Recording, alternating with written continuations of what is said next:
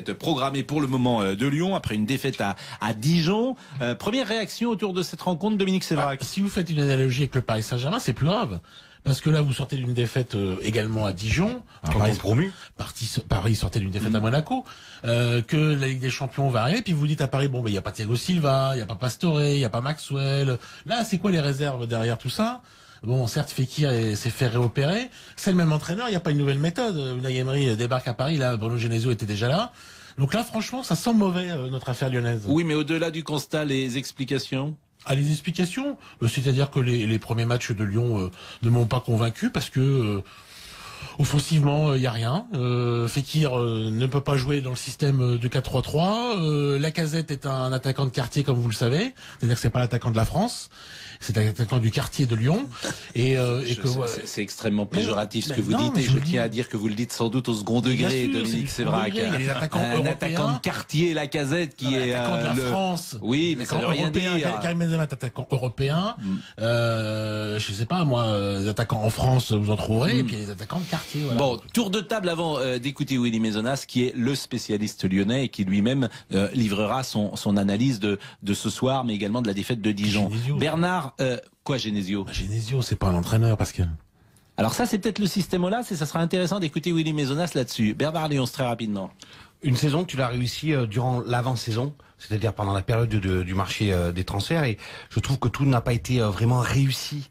Du côté de l'Olympique Lyonnais, il y a une Lacazette dépendance dans des places de notre ami Dominique Sévrac. Ils auraient mieux fait, je pense, les Lyonnais, de prendre au moins un second attaquant capable de soulager Lacazette. Il y a effectivement un problème tactique, comment intégrer Fekir dans le système mis en place par Genesio. Et il y a des faiblesses, pour pas dire abyssales. On l'a vu il y a 15 jours à Dijon, dans la charnière centrale avec Nkoulou. Mais ça fait 10 ans que la charnière centrale lyonnaise pose problème.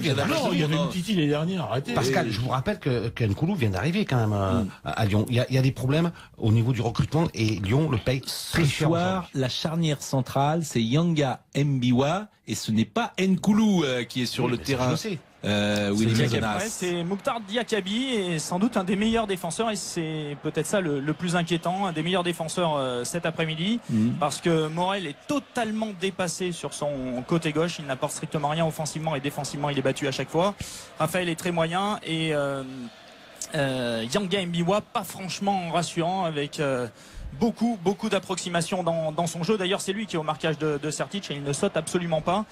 Donc voilà, ça complique beaucoup les choses pour cette OL, qui en plus au petit trou, on a l'impression que physiquement cette équipe n'y est pas. Et puis après, vous parliez de ce mercato. Oui, il m'apparaît assez raté parce qu'il n'y a pas de neuf. C'est ça le problème, neuf pour suppléer Lacazette. Et puis l'autre problème, ça a été le feuilleton Rachid Ghezal. Il y avait eu le feuilleton Alexandre Lacazette, il avait payé en début de saison l'année dernière. Cette année, il y a Ghezal. Et sans surprise, parce que lorsque vous ne faites pas une bonne préparation d'avant-saison, vous n'êtes pas bon. Mais sans surprise, ce soir, Rachid Ghezal est assez transparent. Ce serait un événement, Willy Maisonnas, si Lyon perdait ce soir contre Bordeaux, parce qu'il me semble que jamais l'OL ne s'est incliné au Parc OL depuis l'inauguration en janvier dernier. Oui, exactement. Lyon qui était sur 11 matchs sans défaite, 9 victoires, 2 matchs nuls. Des matchs nuls face à l'Olympique de Marseille et face à Nice. Bon, alors après, événement, le mot est peut-être fort, mais c'est vrai. Oui, un petit événement, parce qu'il y avait un effet par Cohen. Un petit événement, c'est vrai, par rapport à cette statistique, à domicile. Après, sur ce qu'on voit, c'est pas franchement une surprise, parce que c'est Bordeaux qui fait le plus de jeux, qui combine, qui a le plus d'idées dans son football. Lyon est vraiment au petit trot, et puis en plus en panne totalement d'imagination dans son compo très offensif de Gourvenec. Oui, je trouve qu'il y a deux choses. Effectivement, Dominique l'a dit, c'est le système peut-être qui se met en place à Bordeaux, avec peut-être une révélation cette saison, grâce notamment au travail de Gourvenec, et puis aussi là du coup un recrutement assez ciblé. Et puis du côté de Lyon, je trouve que là, Willy aussi l'a dit, mais c'est important de le souligner, je trouve que physiquement, je trouve que les Lyonnais tirent beaucoup. D'ailleurs, toutes ces maladresses, ces gestes de fébrilité, d'impuissance, voire de brutalité dont a été coupable Gonalon, et puis tout à l'heure aussi Jordan Ferry, si mes souvenirs sont exacts, prouvent effectivement que cette équipe de Lyon n'y est pas physiquement, elle n'est pas au top, on les voit beaucoup souffrir, beaucoup grimacer. ils sont au taquet physiquement et évidemment, ça donne des lacunes techniques et des lacunes au moment où il faut réagir. Au-delà, effectivement, des lacunes défensives qu'on a vues sur le but bordelais. Si ce que tu dis se vérifie, je sais pas, on n'a pas les tests et on n'a pas assisté à tout ça. C'est vrai qu'on les voit un petit peu à la peine, on les voit manquer de jus. C'est quand même inquiétant parce que ça fait quand même plusieurs saisons que Lyon a des difficultés comme ça en début de saison sur le plan athlétique. On se souvient d'une année où Gonalons avait dû faire une sortie publique pour allumer la préparation. C'était il y a 2 ans, il me semble. C'est très vrai les débuts de saison lyonnaises, Willy Maisonnaz. Attendez, parce qu'il peut y avoir des débuts de saison où vous pêchez un peu physiquement parce que vous avez beaucoup travaillé et que vous serez prêt ensuite au cœur de l'automne pour les matchs de Ligue des Champions, et puis ensuite dans une deuxième phase sur le printemps. L'année où Maxime Gonalons était sorti, avait rué un peu dans les brancards par rapport à cette préparation physique, c'est parce qu'il y avait des nouveautés et il ne comprenait pas du tout où cette équipe allait arriver. Là, on a l'impression que c'est pas exactement la même chose. Surtout que tu commences bien à Nancy, tu gagnes 3-0, tu bats Caen 2-0 chez toi, donc tu as 6 points au bout de 2 journées, tout allait bien. La défaite à Dijon, à mon avis, a révélé des choses, des fissures entre Aulas et Genesio. Aulas quasiment faisant l'équipe du prochain match, donc c'est celui de Bordeaux, en disant on a d'autres défenseurs que ceux qu'on a vus ce soir. Critiquant un peu le système employé par Genesio, donc voilà, les premières fissures apparaissent. C'est la deuxième période surtout à Dijon, parce que la première période elle est très belle offensivement de l'Olympique Lyonnais à Dijon. Il peut y avoir 5-1, 5-2 à la pause, il y a strictement rien à dire.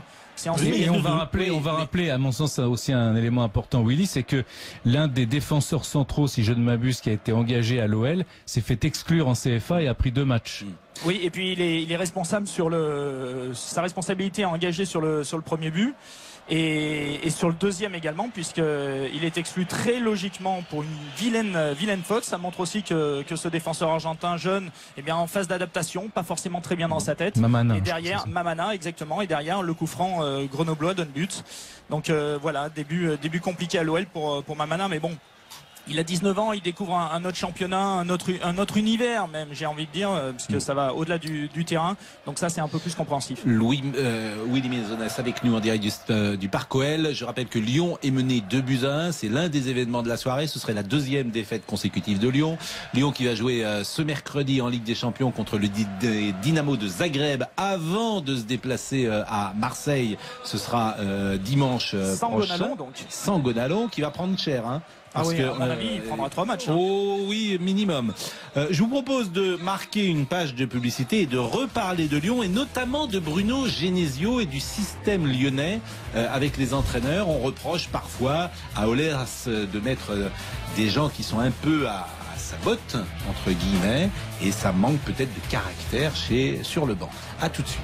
18h42 sur RTL. Bordeaux mène à Lyon 2-1. On va être avec Willy Maisonnaz dans une seconde. Bernard Lyons de l'équipe, Dave Apadou du Parisien, Denis Balbir et Dave Apadou du France Football. Oui, c'est ça. Et Dominique Sévrac. Oui, donc je suis Parisien. Dominique Sévrac du Parisien. Willy Maisonnaz, on ouvre le dossier Genesio. Et derrière ce dossier, on reproche parfois à Jean-Michel Aulas de nommer des entraîneurs qui sont des hommes liges, un peu. Et on lui avait reproché d'avoir donné 4 ans de contrat à Claude Puel. Et de ce fait, le banc manquerait de caractère. Est-ce que vous validez cette analyse ? Je ne crois pas. Je ne crois pas, parce que sur le banc, il y a Bruno Genesio qui a montré une certaine force de caractère la saison passée, dans des moments difficiles sur cette deuxième partie de saison, parce qu'elle n'a pas été totalement linéaire cette deuxième partie de saison.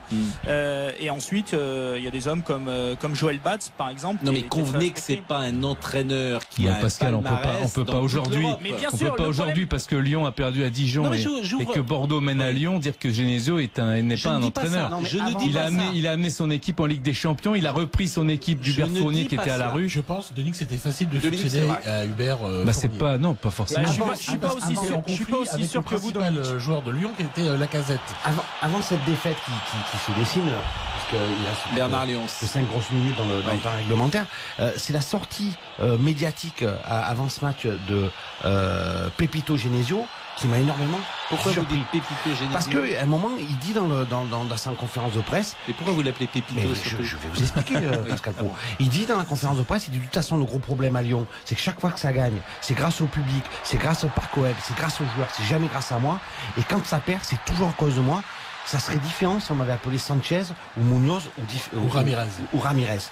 Et j'ai trouvé cette sortie de la part de Bruno Pépito Genesio assez étonnante. Pourquoi Pépito? J'ai toujours pas compris. Parce que s'il avait un nom espagnol, s'il avait un nom sud-américain, il aurait plus d'excuses que si comme c'est Bruno Genesio. C'est comme si à Paris, vous avez un entraîneur français qui s'appelle Laurent Blanc, que tout le monde vilipende, et que tu as Emery qui arrive, et comme il est espagnol, ça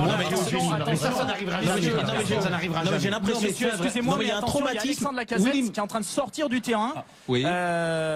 J'ai l'impression qu'il n'y a pas eu de changement, et sur un appui suite à une course, on l'a vu s'arrêter et sortir directement du terrain, c'est-à-dire que pour l'instant les Lyonnais sont à 9.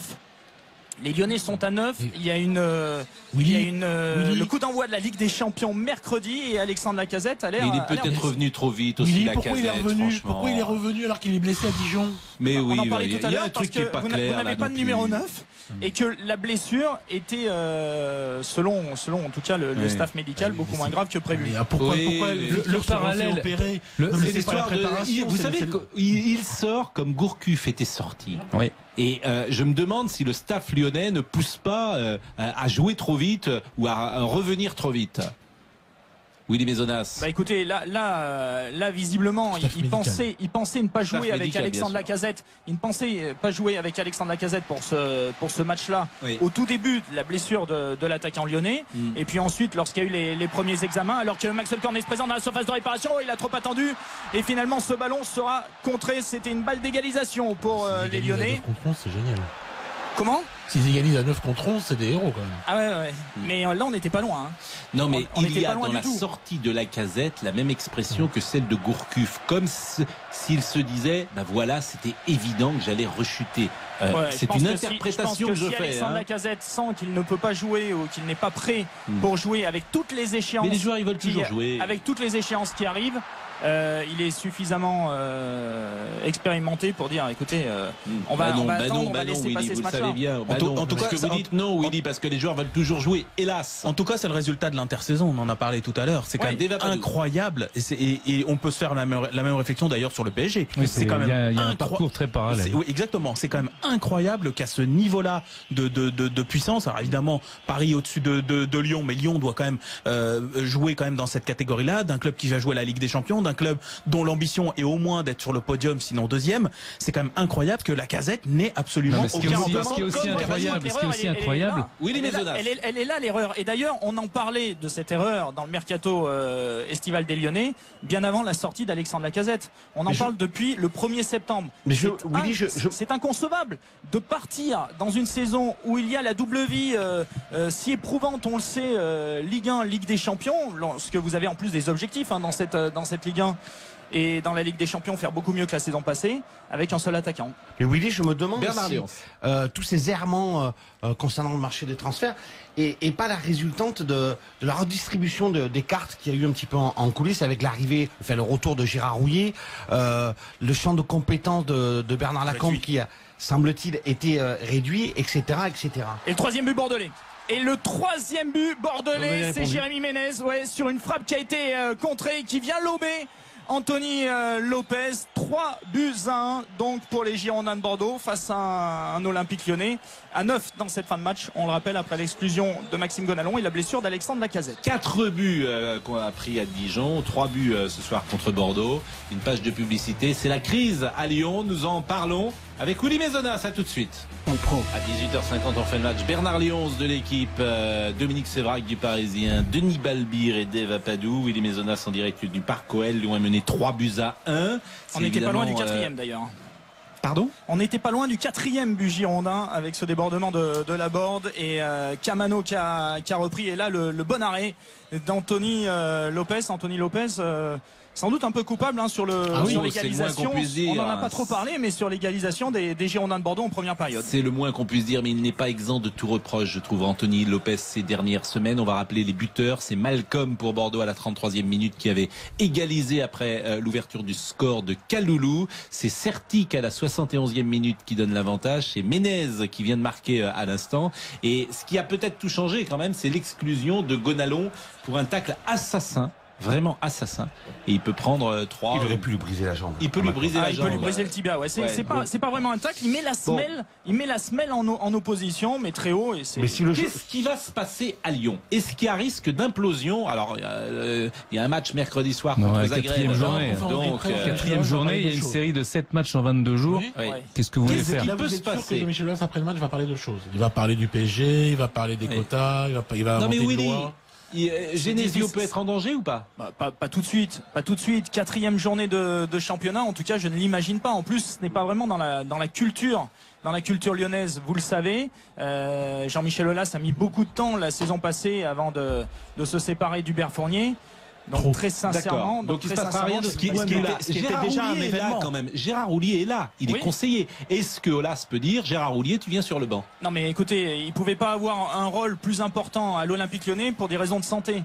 Donc il peut pas aller sur le banc pour des raisons de santé. Il est beaucoup trop affaibli. Il est beaucoup trop affaibli. Ceux qui l'ont croisé, moi c'est mon cas, depuis un an ou deux, savent qu'il est affaibli. Je veux dire, il peut pas tenir ce rôle sur un banc, c'est impossible. Laurent Blanc est libre. Bon.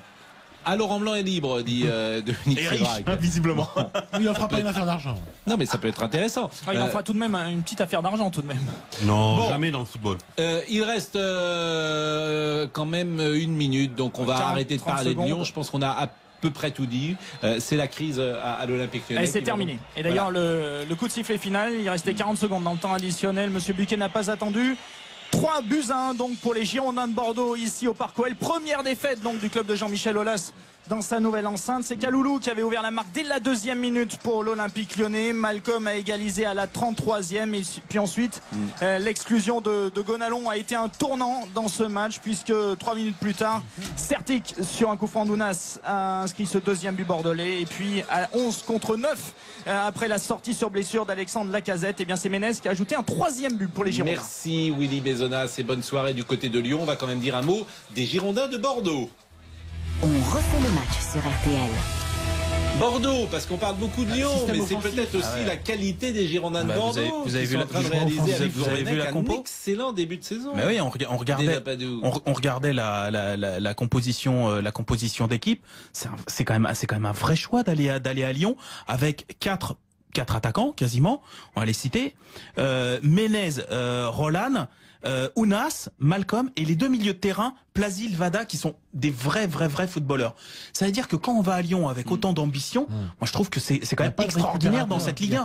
Alors bon, c'est un calendrier particulier, un classement qui veut peut-être ne rien dire, mais il n'empêche qu'à 18h54 aujourd'hui, Bordeaux est leader du championnat. Oui, et puis quand vous sortez avec un match de plus. Mais quand vous sortez d'une période quand même assez pénible avec Francis Gillot, qui au-delà de ses compétences, ça a pas marché parce que ils ont quand même gagné la Coupe de France, non?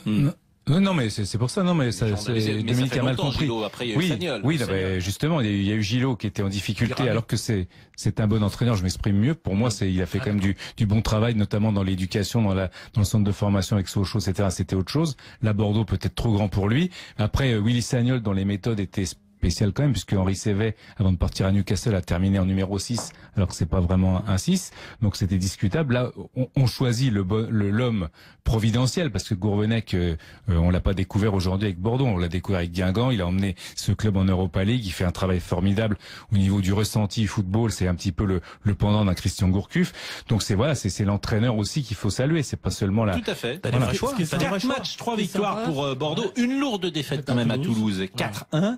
Mais victoire. Mais est-ce que reflétait pas la physionomie du match? Ouais, mais une victoire contre Saint-Etienne lors de la 2e journée. Une victoire contre Lorient. Et donc une victoire contre Nantes également, c'est 3 victoires à domicile, plus celle-là donc à l'extérieur. Il vient avec des principes en disant moi je viens pour donner du plaisir, on verra le classement un peu, donc c'est des promesses un peu. Il y a beaucoup d'entraîneurs qui arrivent comme ça. Voilà, et puis c'est vraiment ce qu'il fait. Donc ça c'est la première réussite. La deuxième réussite, c'est qu'il perd 4-1 à Toulouse et qu'il n'y a pas de crise derrière, il se relève. Il réussit à se relever. Le groupe n'est pas de crise après 2 jours. C'est le derby de la Garonne, c'est un petit peu le. Ah si, c'est important. Donc tout de suite derrière, il y a la victoire contre Nantes. Donc voilà, c'est une équipe qui n'a pas sombré. Elle est jeune cette équipe aussi. Mais est-ce que cette équipe a le potentiel pour jouer les 3-4 premières places? Oui, aujourd'hui oui, parce que tu as un petit peu de folie avec Ounas, tu as des attaquants. Roland et Ounas sont restés alors qu'il était parti. Exactement, tu as Roland. Tu pourrais choisir prochainement et pas forcément le drapeau français? Bah c'est ce qui se murmure, voilà, même si lui